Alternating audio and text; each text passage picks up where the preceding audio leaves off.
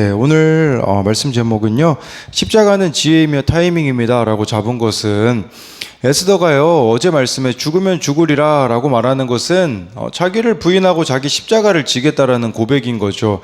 그런 자들에게 하나님이 어떤 지혜를 주시고 참 이렇게 타이밍에 맞게 일하심, 하나님의 일하심을 경험할 수 있거든요. 이것은 저와 여러분들이 정말 자기를 부인하고 십자가를 지려고 하면 지혜를 주세요. 지혜뿐 아니라 타이밍도 이렇게 딱 맞게 하나님이 일하시는 것을 경험하게 되거든요. 그래서 이렇게 십자가는 지혜고 타이밍의 모습을 보여준 에스더와 또 대조적으로 십자가를 외면하는 이렇게 하만의 모습을 이렇게 비교해서 볼 텐데요.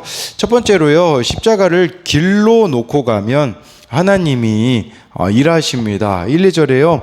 제3일에 에스더가 왕후의 복을 입고 왕궁 안뜰 곧 어전 맞은편에 서니 왕이 어전에서 전 문을 대하여 왕자에 앉았다가 왕후 에스더가 뜰에 선 것을 본즉 매우 사랑스러움으로 손에 잡았던 금규를 그에게 내미니 에스더가 가까이 가서 금규 끝을 만진지라 라고 말씀해 주고 있어요. 제3일이라는 것은요, 바로 금식과 기도를 끝내고 목숨을 걸고 왕이 있는 곳 맞은편 안뜰에 에스더가 섭니다.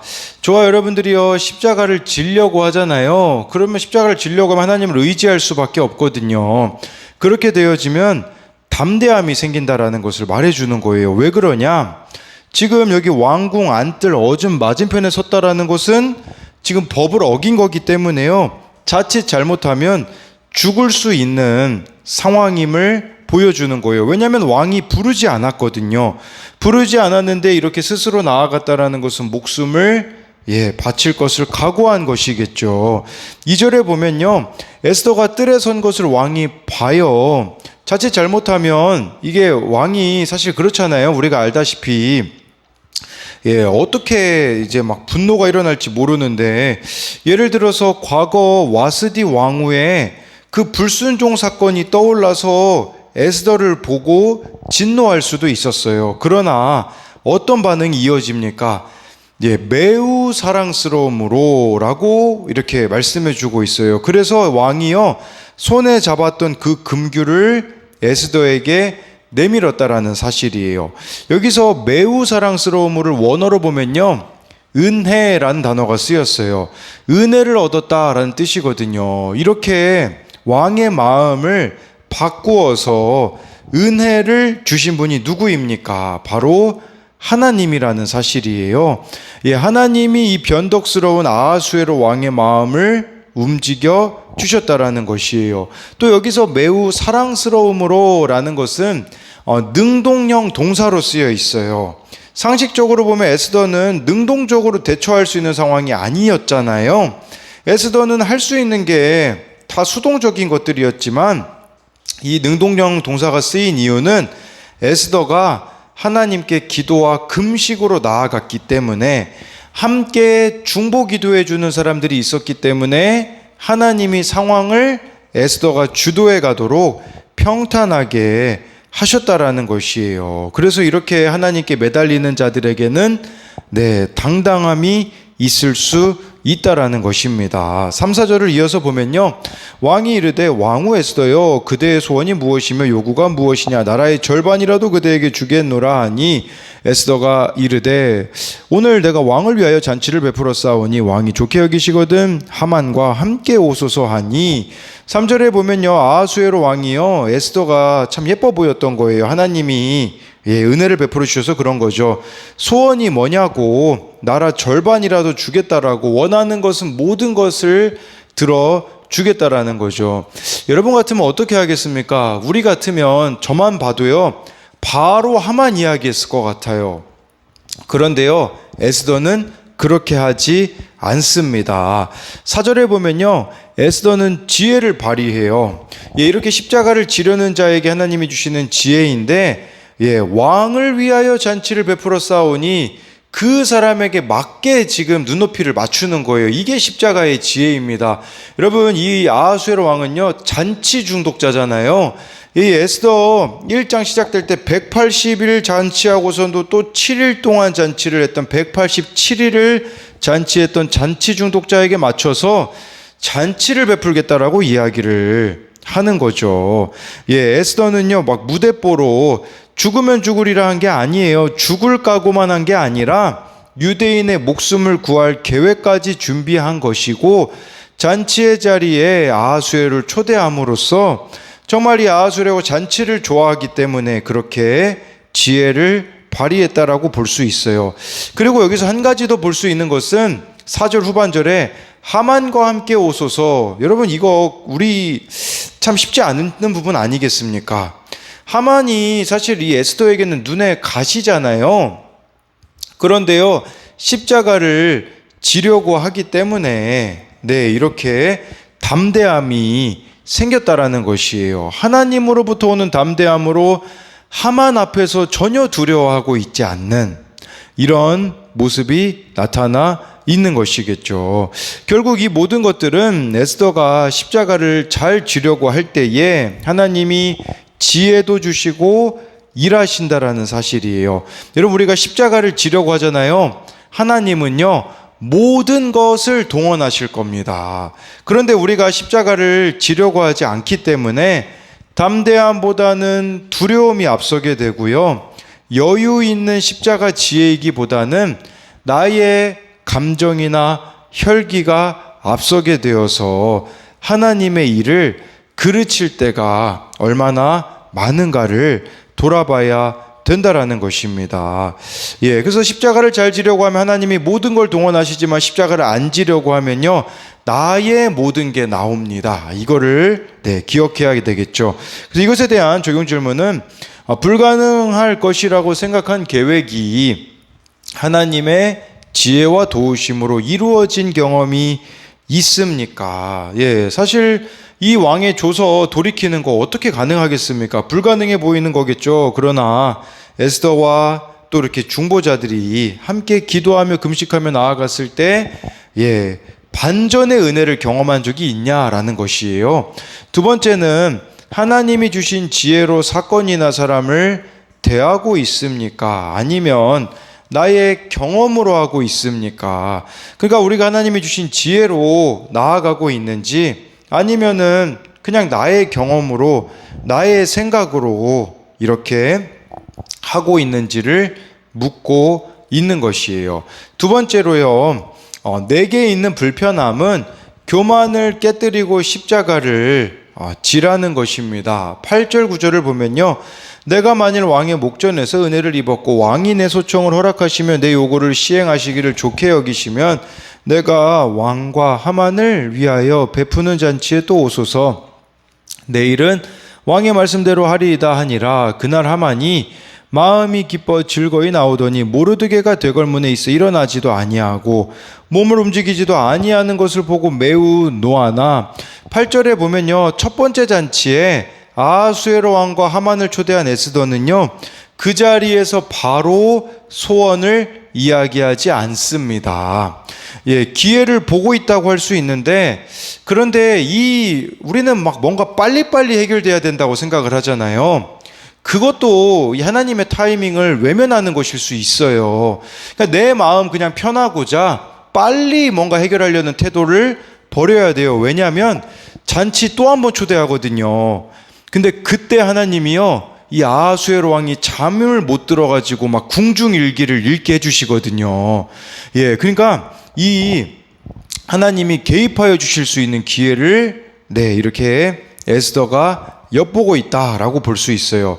예, 9절에 보니까요, 하만이 마음이 얼마나 기뻤겠어요. 안 그래도 인정 중독자인데 왕하고 자기만 왕후가 초대했으니 아마 마음이 기뻐서 들떴을 거예요. 근데 그때 누구를 보냐? 모르드게를 보는 거예요. 모르드게가 대궐문에 있어 일어나지도 몸을 움직이지도 아니하는 걸 보고 매우 노했대요. 이게 무슨 말이냐면, 이제는 좀 나한테 절할 때가 됐는데 이 절하고 있지 않는 이 유대인들을 죽이겠다라는 조서까지도 내려졌는데 모르드게가 꿈쩍도 안 하거든요.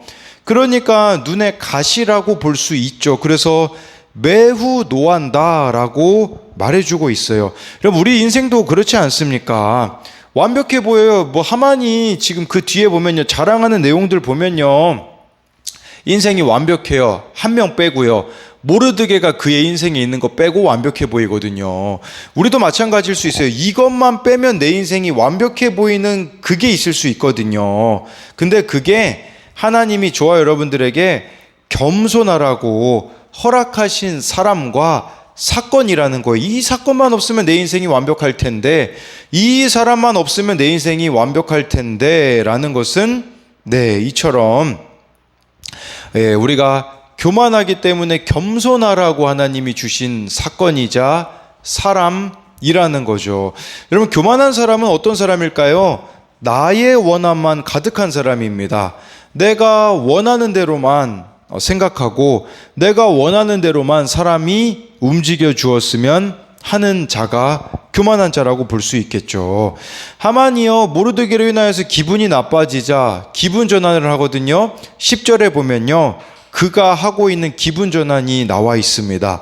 참고 집에 돌아와서 사람을 보내어 그의 친구들과 그의 아내 세레스를 청하여, 이 교만한 자의 모습이에요. 들을 말을 들었습니다가 안 되니까 좋은 말만 듣고 싶습니다가 되는 거죠. 자기에게 거슬리지 않는 말을 해줄 수 있는 사람만 부르는 거예요. 자기 자랑을 들어주는 사람만 지금 부르는 거죠. 자기가 편한 사람만 부르는 거예요. 여러분, 우리도 교만하다라는 또 한 가지의 증거가 이런 모습일 수 있어요. 편한 사람들만 만나는 거예요. 내가 모든 사람들에게 편한 사람이 되려고 하기보다 그저 내 이야기를 잘 들어주고 내 눈에 거슬리지 않는 사람들만 만나는 것이에요. 내 생각이 옳다라고 동의만 해주는 사람들만 불러 모으는 것이 교만한 자의 모습이라는 것이에요. 근데 고작 이 사람들 앞에서 막 하만이 자랑을 하거든요. 자랑했을 때, 근데 그러면서 그런 이야기를 해요. 내가 다 좋은데 저 모르드게가 눈에 거슬린다.